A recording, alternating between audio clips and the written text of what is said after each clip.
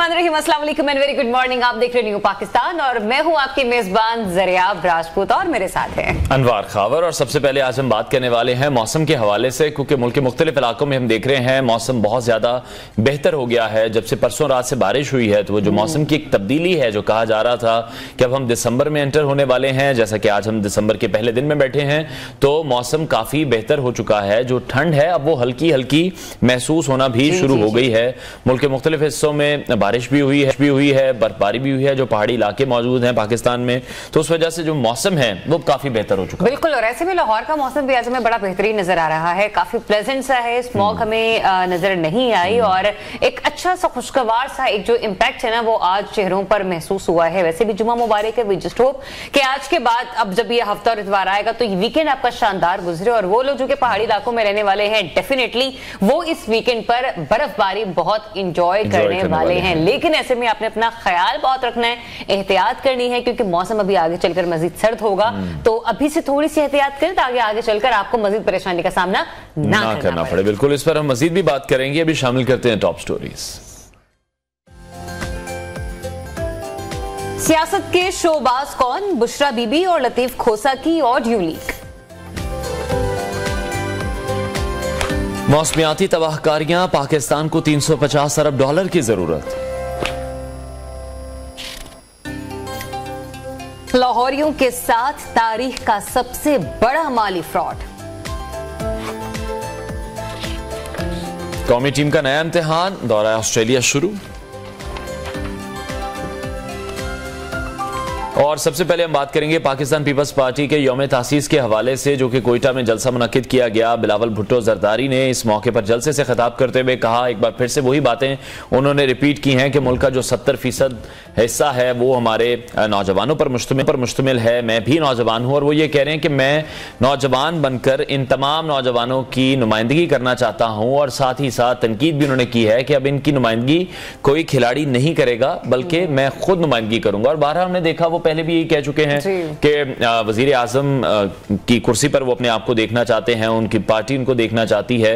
और इस हवाले से काफी वो वोकल भी बार बार हमें दिखाई दे रहे हैं और ये भी कह रहे हैं कि चार्टर ऑफ इकोनॉमी की लोग बात कर रहे हैं, लेकिन पीपल्स पार्टी ही है जो कि चार्टर ऑफ इकोनॉमी लेकर आएगी और एक नया मिसाके जमहूरियत भी किया जाएगा। बिल्कुल ऐसा ही है। और जहां पर हम ये देख रहे हैं कि पीपल्स पार्टी हमें खासी मुतहरिक नजर आ रही है आने वाले आम इंतखाबात को लेकर, वहीं पर हम ये देख रहे हैं कि साबिक वज़ीर आज़म नवाज शरीफ साहब एक बार फिर से वज़ीर आज़म बनने के लिए पर तोलते हुए हमें नजर आ रहे हैं। और उन्होंने इस्लामाबाद की एहतसाब अदालत में अपना जवाब जमा करवाया है, जिसमें यह कहा कि कोई दस्तावेज मौजूद नहीं कि नवाज शरीफ ने तोशा खाना से कोई गाड़ी जो है मांगी हो। अब नवाज शरीफ की तरफ से गाड़ी लेने का कोई मुतालबा भी नहीं किया गया था।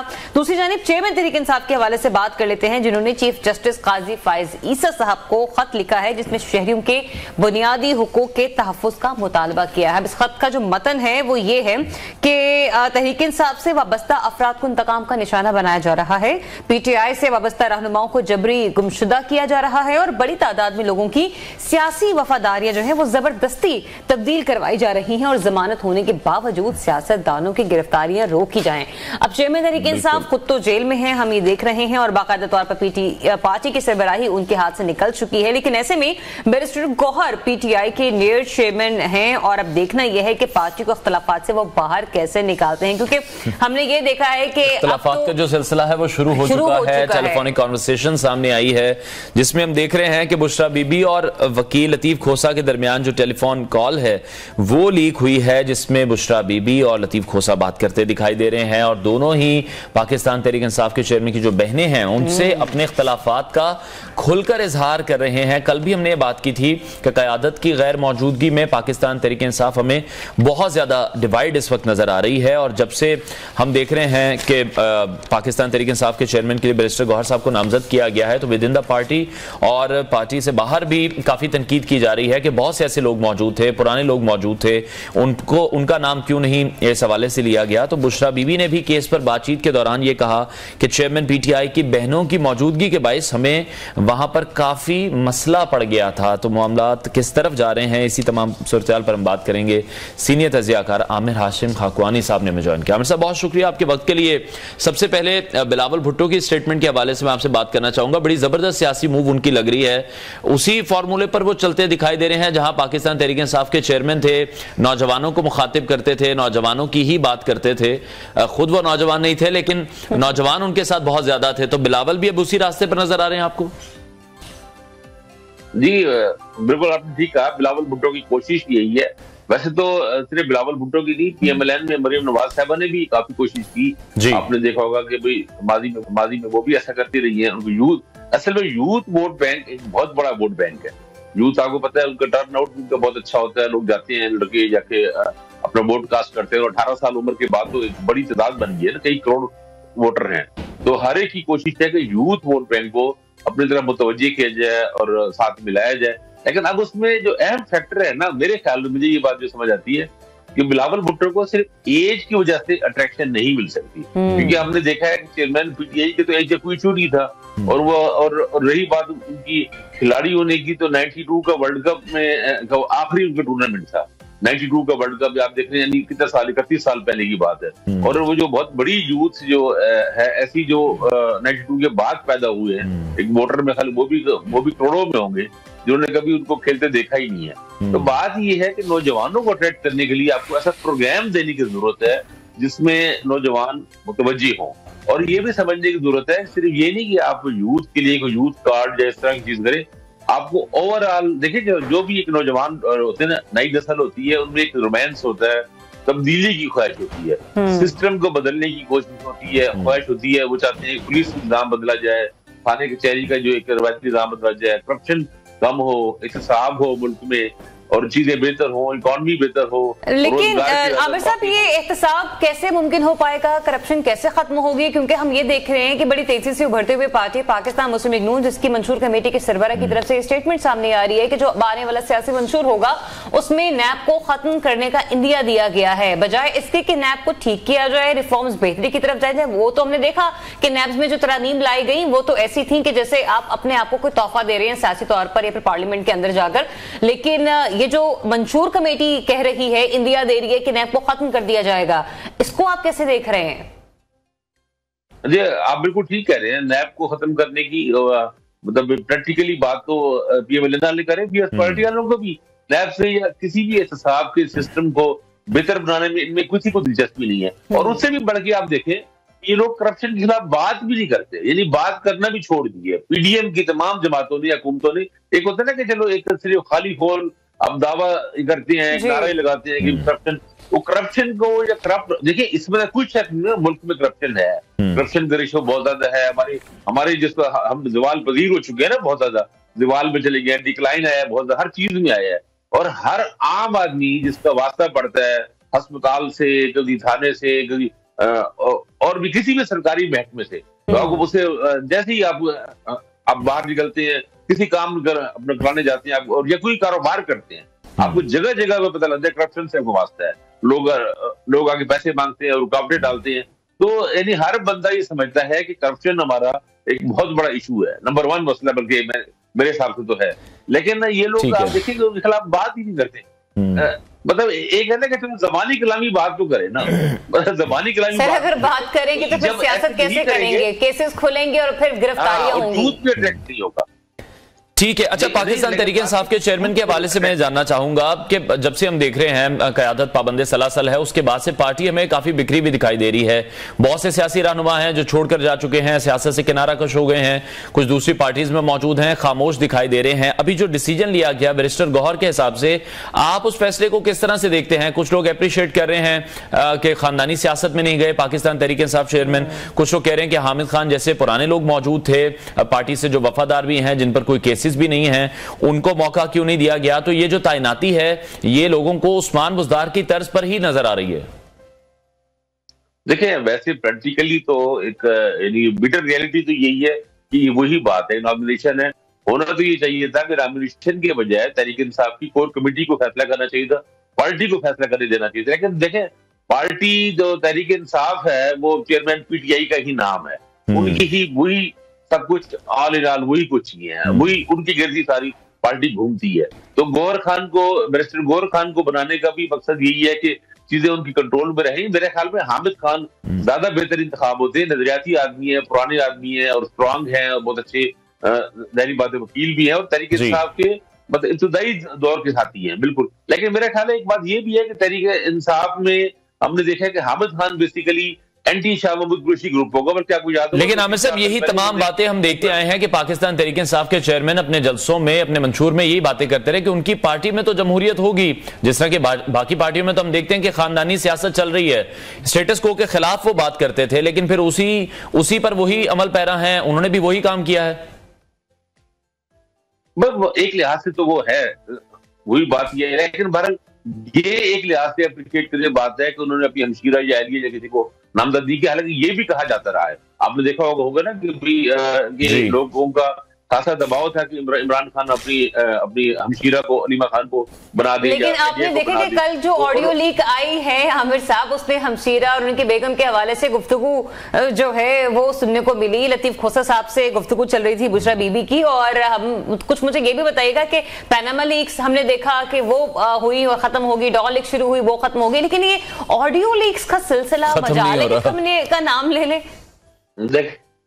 देखिए ये तो वैसे बड़ा अफसोसनाक है, ऑडियो लीक सर, इस पे इन्वेस्टिगेट करना चाहिए। और मेरा ख्याल है सुप्रीम कोर्ट का जो एक कमीशन बनाया गया था जस्टिस काजी फाइज ईसा की क़यादत में, जिसको बाद में रोक दिया गया था बंदियाल साहब ने, साबिक चीफ जस्टिस ने, तो उसको इस तरह के कमीशन को इन्वेस्टिगेट करना चाहिए मामला। ये भी आना चाहिए कि ऑडियो लीक्स करा कौन रहा है और इसके मसले क्या है। लेकिन मैं ये जरूर कहना चाहूंगा कि बड़ी हैरत होती है बुशरा बीबी पर भी, उनको पता है कि आजकल चीजें किस तरह चल रही है और फोन कॉल्स टेप हो जाती है, तो फोन पे ऐसी गुफ्तगू मतलब मेरी समझ से बालातर है कि लतीफ खोसा साहब से, वकील से अपने पर्सनल मैटर्स आप डिस्कस कर रहे हैं फोन पे आज के दौर में, जबकि पहले भी उनकी ऑडियो लीक्स आ चुकी हैं। आपको पता है बुखारी ऑडियो लीक आ चुकी है और भी आ चुकी है और अच्छी खासी एम्बैरेसमेंट। फिर ये मैसेज कन्वे किया जा रहा है, कोई ऑडियो लीक्स करवा के कोई मैसेज कन्वे किया जा रहा है।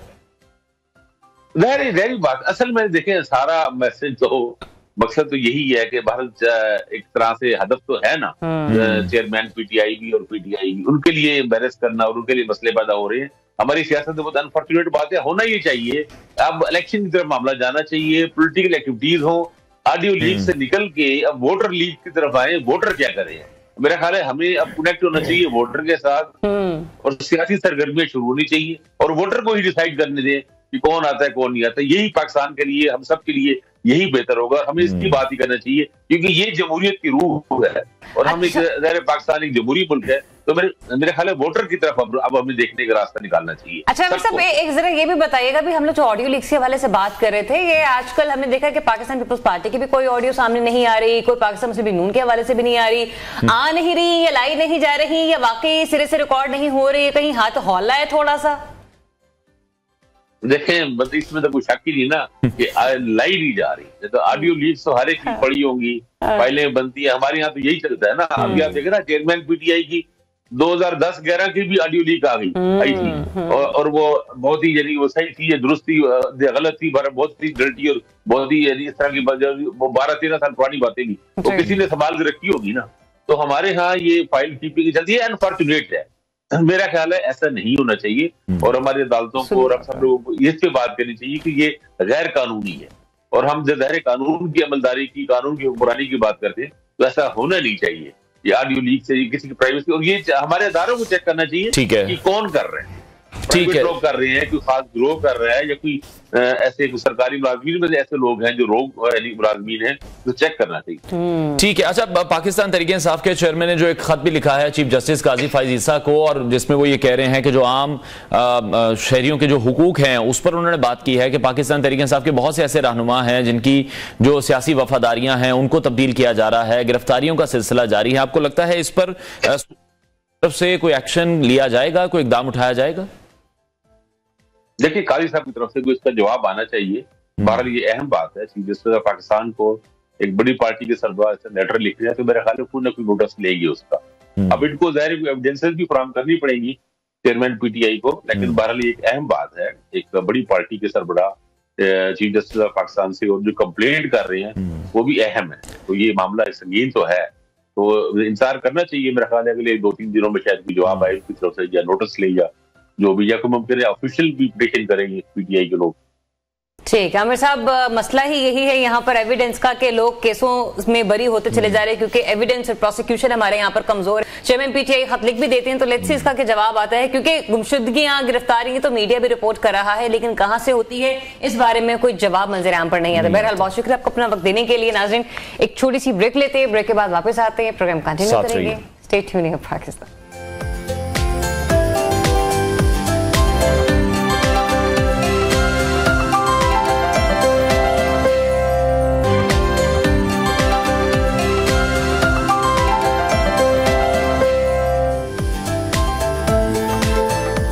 Welcome back to new Pakistan जनाब। और ब्रेक के बाद बात कर रहे थे पाकिस्तान तहरीक इंसाफ के इंट्रा पार्टी इलेक्शन के हवाले से कि जिस पर बहुत से लोग इस वक्त सवालिया निशान लगा रहे हैं, यहाँ तक कि उनकी अपनी पार्टी के जो सीनियर मेंबर्स हैं वो भी ये कह रहे हैं कि ये फैसला दुरुस्त नहीं है और अगर ऐसे ही होगा तो स्टेटस को का खात्मा कैसे होगा। और फिर न सिर्फ उन्होंने अपने तहफ़्फ़ुज़ात का इजहार अपनी सोशल मीडिया अकाउंट्स के जरिए किया या मीडिया टॉक्स के जरिए किया, बल्कि इलेक्शन कमीशन के हवाले से भी उन्होंने इस बात को ज़ेर गौर समझा कि इंट्रा पार्टी इलेक्शन में आजाद मुबस्सरीन इलेक्शन कमीशन मुकर्रर करे। मतलब ये कि एक तरीके से कि वो सिर्फ अपनी स्टेटमेंट नहीं दे रहे हैं बल्कि इलेक्शन कमीशन तक अपना मैसेज कन्वे करने की कोशिश करें कि आप इस मामले पर नोटिस लें। बिल्कुल, बानी रहनुमा पाकिस्तान तहरीक इंसाफ अकबर एस बाबर साहब की ये स्टेटमेंट है जो हम आपके साथ शेयर कर रहे हैं। वो ये कह रहे हैं कि ये इलेक्शन नहीं है बल्कि ये सरासर सिलेक्शन है। और वो ये कह रहे हैं कि इलेक्शन कमीशन के जो मुबस्सरीन हैं उनकी निगरानी में शफाफ और आजादाना इलेक्शन होने चाहिए, क्योंकि बहुत से लोगों की जानिब से ये पॉइंट भी रेज किया गया है कि बहुत सी सीनियर क़यादत पाकिस्तान तहरीक इंसाफ में मौजूद थी, जो पार्टी की कोर कमेटी है उसको ये फैसला करना चाहिए था। पाकिस्तान तहरीक इंसाफ के चेयरमैन की तरफ से जो नामजदगी सामने आई है, बहुत से लोगों को विद इन द पार्टी और आउटसाइड द पार्टी हम देख रहे हैं जो दूसरी सियासी जमातें हैं वो भी इस पर पाकिस्तान तहरीक इंसाफ को तनकीद का निशाना बनाते दिखाई दे रहे हैं कि जिस स्टेटस को की, जिस जमहूरियत की पीटीआई चेयरमैन बात किया करते थे वो अपनी पार्टी में ही उसको इंप्लीमेंट नहीं कर सके हैं। और किस चीज का खौफ है पीटीआई चेयरमैन को कि वो जो पार्टी की बागडोर है वो किसी ऐसे इंसान के हाथ में नहीं देना चाहते अगर उनको किसी पर भी कोई भी रिजर्वेशंस भी हैं। तो इंट्रा पार्टी इलेक्शन के शेड्यूल का भी ऐलान जो है वो नहीं हुआ है। पाकिस्तान तहरीक इंसाफ को अगर बल्ले का निशान अपने पास रखना है तो ये जो इंट्रा पार्टी इलेक्शन है ये जल्द से जल्द उन्हें कराने हैं, क्योंकि इलेक्शन कमीशन की तरफ से एक बड़ा कम वक्त है जो कि पीटीआई को दिया गया। साबिक election former election secretary election commission Qamar Dilshad साहब से बात कर रहे थे जो कि कल काफी गुस्से में थे। बिल्कुल, और उन्होंने तो वाज़ेह तौर पर कहा कि ये कोई पहली प्रैक्टिस नहीं है कि कोई एक सियासी जमात ऐसा कर रही है। हमने माजी में भी बहुत सी सियासी जमातों से मुतालिक इस किस्म के इनिशिएटिव लिए हैं, अपनी बातों को सामने लेकर आए हैं मंजर यहाँ पर कि ये जमहूरी रवैया नहीं है, आपको जमहूरी अंदाज में इंट्रा पार्टी इलेक्शन जो है वो ऑर्गेनाइज करवाने होंगे। लेकिन अनफॉर्चुनेटली हमारे यहाँ सियासी पार्टियों की जो रविश है वो यही रही है कि वो नाकाम ही रहा। बिल्कुल ऐसा ही है। दूसरी जमातों की भी बात करें, पाकिस्तान मुस्लिम लीग नून की बात करें, पाकिस्तान पीपल्स पार्टी की बात करें, तो वो खानदानी सियासत में उलझे हुए हैं, जिसका इजहार फिर बहुत से ऐसे रहनुमा जो विद इन द पार्टी वहां पर भी कर चुके हैं। यहाँ पर तो हम ये देख रहे हैं कि आम तौर पर हम लोग सास बहू और नंदों के झगड़े देखते हैं, लेकिन अब ये इक्तदार की कुर्सी पर बैठने के लिए भी कहीं ना कहीं हमें जो चेयरमैन पीटीआई है उनकी बेगम, उनकी अहलिया और उनकी हमशीरा के हवाले से जो है वो भी गुफ्तगू मंजर यहाँ पर आ रही है। तो यहाँ पर भी नंद भाभी आपस में तू मैं करते हुए हमें नजर आ रही है कि शायद इसी मामले को या इस हिद्दत को जानते हुए मौजूदा चेयरमैन पीटीआई जो है उन्होंने इस किस्म के कोई फैसले लेना चाहे। हमें ज्वाइन कर रहे हैं रहनुमा पीटीआई, बानी रहनुमा पीटीआई अकबर एस बाबर साहब, उन्हें welcome to the show. Akbar S Babar sahab, फरमाइएगा आप इस डिसीजन को किस तरह से देख रहे हैं जिसमें आप खुद ये कहते हुए हमें नजर आ रहे हैं कि ये सरासर सिलेक्शन है, ये इलेक्शन नहीं है, और दूसरा ये भी कि सर ऐसे माहौल में ये कहना दुरुस्त होगा जब हम ये भी देख रहे हैं कि आपकी पार्टी के जो लोग हैं, जो सीनियर लीडरशिप है, जो उनकी गिरफ्तारियां हो रही हैं, जबरी गुमशुदगियां भी हो रही हैं। हो सकता है कि इस खतरे को मद्देनजर रखकर ये फैसला लिया गया हो खान साहब की तरफ से। बिस्मिल्लाहिर्रहमानिर्रहीम। देखिए, ऐसे फैसले जो हैं जहां एक चेयरमैन जो है और वो अगले चेयरमैन को नामजद करते हैं, ये वर्करों पे अदम एतमाद है और ये जमहूरी अमल पे अदम एतमाद है। क्योंकि जब आप वर्करों को जब आप लेवल प्लेइंग फील्ड नहीं दे रहे, जब आप उनको मौके ही नहीं दे रहे कि वो अपनी मर्जी और अपनी सोच के मुताबिक एक बेहतर क़यादत सामने ला सकें, यही तो हमारा अलमिया है। लेकिन जब नेशनल स्टेज पे आप जाते हैं तो आप डिमांड करते हैं कि जी फ्री एंड फेयर इलेक्शंस होने चाहिए, लेवल प्लेइंग फील्ड होनी चाहिए। वही चीज़ आप अपने वर्करों को वो डेमोक्रेटिक राइट से डिनाई कर रहे हैं। मेरा सिर्फ ये है, देखिए ना, अब कल की अगर आप कोर कमेटी की इनकी करारदाद देखें तो उसमें कहते हैं कि जी तमाम इंतजामात पे जो इंट्रा पार्टी इलेक्शन के हवाले से उस पर बड़ा तसल्ली का इजहार किया गया और कल ही चीफ इलेक्शन कमिश्नर को अपॉइंट किया गया और आने वाले कल को इलेक्शन है। और यानी ये तो देखिए इलेक्ट्रल कॉलेज ही अभी नहीं है। जो इलेक्ट्रल कॉलेज होता है जो वोट डालता है, मसलन क्या वोटर लिस्ट सामने आई है, क्या कागजात नामजदगी के कोई तरीक़ाकार सामने आया है, क्या इलेक्शन का कोई स्केजूल आया है, क्या जो एलिजिबिलिटी क्राइटेरिया है कि मुख्तलिफ ओहदों के लिए पैनल्स बनेंगे या इंडिविजुअल खड़े होंगे, क्या तरीक़ाकार होगा, तो मुकम्मल तारीकी में रखा गया। और इस अंदाज में अगर आप इलेक्शन कराते हैं तो वो फिर इलेक्शन तो ना, वो सिलेक्शन होगी ना। ठीक है, तो आप क्या समझते हैं फिर कि इस तमाम तर सिचुएशन में पाकिस्तान तहरीक इंसाफ की जो मकबूलियत है उसको कोई नुकसान पहुंचता आप देख रहे हैं? जो कि एक फैसला पहले भी हमने देखा लिया गया था उस्मान बुज़दार को लेकर, और अभी भी यही कहा जा रहा है कि बैरिस्टर गौहर जो है उन्हें यही कहा जा रहा है, जिस तरह से तकर्री उस्मान बुज़दार की हुई बैरिस्टर गौहर की भी कर दी गई। आपके जो एतराज़ात हैं वो जमहूरी उसूलों के मुताबिक ही हैं, लेकिन पार्टी को क्या ये फिक्र है कि उनकी इस तमाम कामों से कोई मकबूलियत में फ़र्क पड़ेगा? यकीनन फ़र्क पड़ेगा। देखिए ये लम्हा फ़िक्री है वर्कर्स के लिए कि उनको सोचना चाहिए।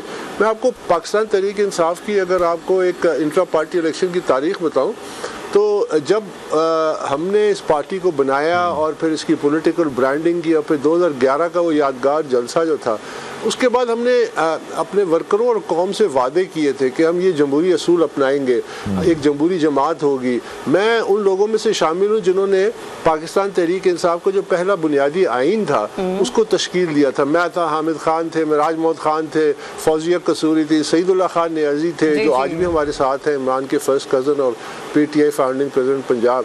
तो हमने उसमें ये रखा था कि चेयरमैन जो है वो 2 टर्म के लिए होगा, 3-3 साल के, उसके बाद इलेक्शन के ज़रिए एक नया चेयरमैन आएगा और हमने यही वादा किया। लेकिन आप फर्क देखिए आज और उस वक्त में कि जब 2013 में इंट्रा पार्टी इलेक्शंस हुए और उसमें बड़े पैमाने पे धांधली हुई तो फिर वर्कर्स का प्रेशर था, वर्कर्स में एक शऊर था, उस प्रेशर की वजह से लेकिन जस्टिस वजी को आपने कहा ना कि वर्कर्स को शऊर था उस वक्त। आज का वर्कर ये सोच रहा है कि हम बहुत ज्यादा ग्रूम कर चुके हैं, हम बहुत ज्यादा सियासत सीख चुके हैं, वो सियासी शऊर हमें मिल चुका है। क्योंकि अब तक इन 2 से 3 रोज में अगर हमने सोशल मीडिया भी देखा है तो हमने यही देखा है कि सीनियर लीडरशिप की तरफ से, सीनियर रहनुमाओं की तरफ से तो तहफ़्फ़ुज़ात सामने आ रहे हैं, लेकिन जो पार्टी का सपोर्टर है, जो वोटर है, वो इस फैसले का खैर मकदम करता ही हमें नजर आ रहा है। और कभी भी ये मानना है कि अगर कोई भी लीडरशिप छोड़कर चली जाती है, बहुत से लोग जिस तरह गए हैं, जैसे लोग गए भी हैं, अगर हम कोई भी कैंडिडेट आगे लेकर आते हैं तो वो इलेक्शन जीतेगा ही जीतेगा।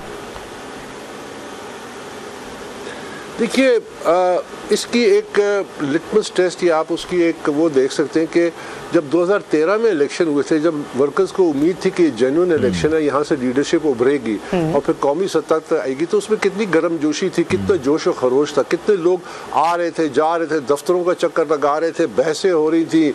अभी बिल्कुल खामोशी है। तो ये तो इस खामोशी में आप कैसे इस नतीजे तक पहुँचते कि वर्कर जो है वो, ये तो एक सोशल मीडिया में एक माहौल बना दिया जाता है कि जो भी आप करेंगे, अनफॉर्चुनेटली इसमें किसी हद तक ये जबरी खामोशी, जहाँ पे गिरफ्तारियां हो रही हैं, जहाँ पर जबरी तौर पर गुमशुदा किया जा रहा है, जहाँ पर हम देखते हैं कि लोग इंटरव्यूज या स्टूडियो में जो हैं वो बाहर निकल कर आते हैं, ये PTI के सपोर्टर्स कहते हुए हमें नजर आते हैं। तो फिर इस घबराहट का शिकार होने के बाद आपको लगता है कि वो इस किस्म का कोई रवैया अपनाएंगे? PTI ने भी यही मौक़िफ़ दिया है और फिर हमने देखा कि चेयरमैन PTI ने सुप्रीम कोर्ट में भी गए, सुप्रीम कोर्ट को, उसके बावजूद आप समझते हैं?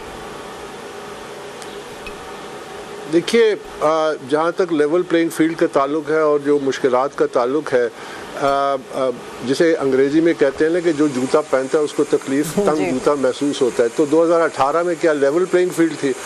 आज क्या लेवल प्लेइंग फील्ड है? क्या इन्होंने 2018 में जब इक़्तिदार में आए और जिस तरीके से आए, क्या उन्होंने कोई सबक सीखा था? क्या उन्होंने अपने मुखालफिन के साथ कोई एक सिविल और महज़ब रवैया रखा? क्या ये सारा ये नहीं कहते थे कि हम नहीं छोड़ेंगे, जेल से एयर कंडीशनर हटा लेंगे? तो ये एक वो रिवायत है विच इज़ अनफॉर्चुनेट। मैं इसकी हिमायत हरगिज़ नहीं करता। Two wrong don't make a right.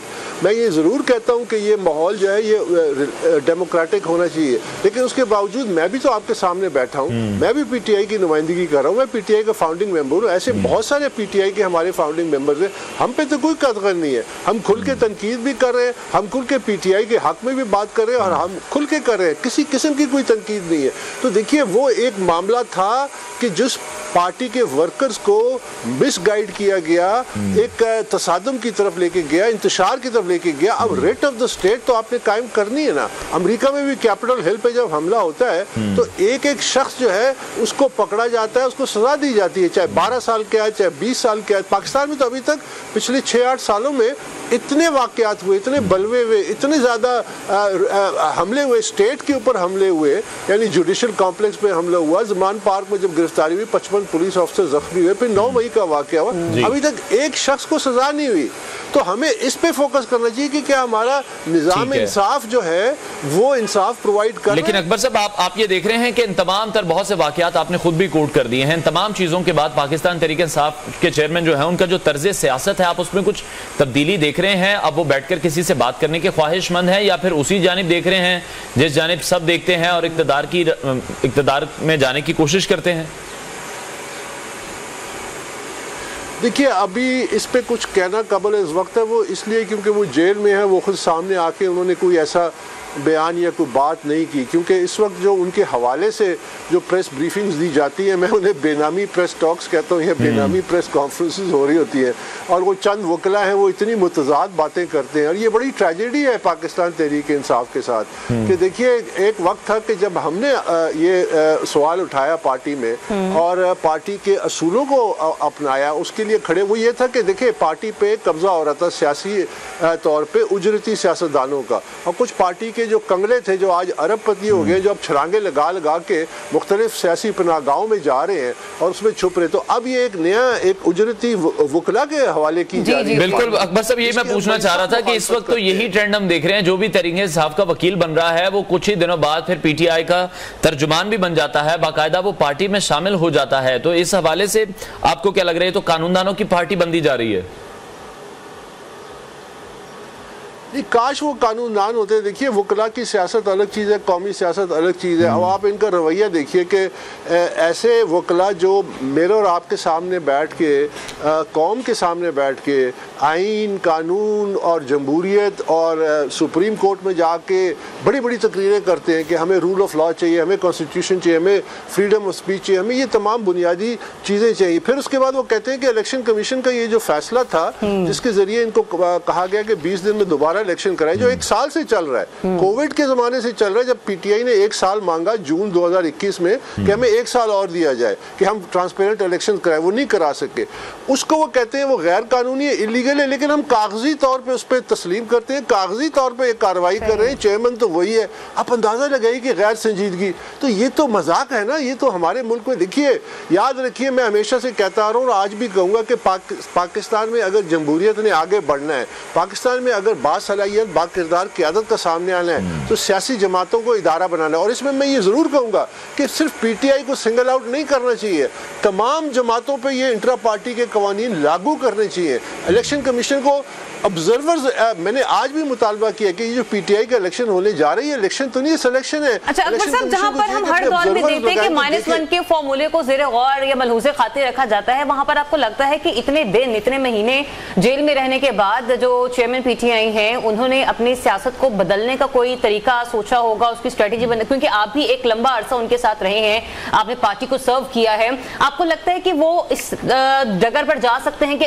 कल को चलकर उन्हें कोई डील ऑफर की जाती है तो उसके ऊपर वो सोचेंगे, नेगोशिएट करेंगे? क्योंकि खबरें तो ये भी आ रही है कहीं ना कहीं से कि शायद कि जेल में एक आधी अहम मुलाकात उनकी हो चुकी है। आरिफ अमीर भट्टी साहब कल इस बारे में गुफ्तगू करते हुए भी हमें नजर आए और सोशल मीडिया पर ये स्टेटमेंट उनकी खासी ट्रेंड भी करते हुए हमें नजर आई ट्विटर पर।